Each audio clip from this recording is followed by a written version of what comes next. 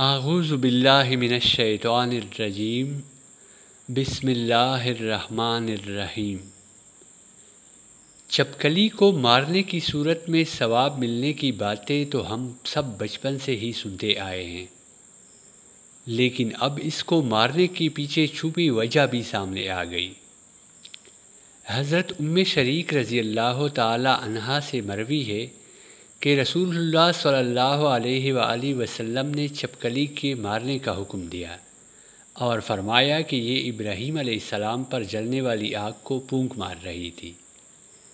حضرت عائشہ رضی اللہ تعالی عنہا سے روایت ہے کہ رسول اکرم صلی اللہ علیہ وآلہ وسلم نے فرمایا، چپکلی کو مارو کیونکہ وہ ابراہیم علیہ السلام پر آگ کو پھونکے مار رہی تھی۔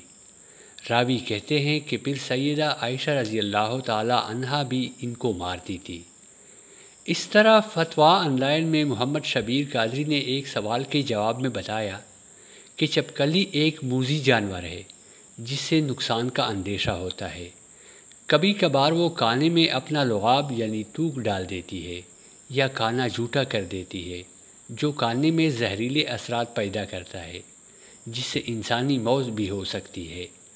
جب اس سے نقصان کا اندیشہ ہو تو اس کو مارنے کا حکم دیا گیا ہے تاکہ انسانی جان کو اس کی ایذا سے بچایا جا سکے۔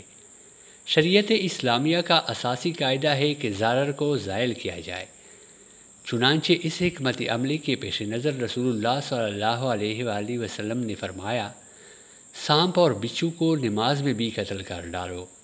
حضرت عبداللہ بن مسعود رضی اللہ تعالی عنہ سے روایت ہے کہ رسول اللہ صلی اللہ علیہ وآلہ وسلم نے فرمایا، جس نے سانپ مارا اس کے لیے 7 نیکیاں ہیں اور جس نے چپکلی کو مارا اس کے لیے 1 نیکی ہے۔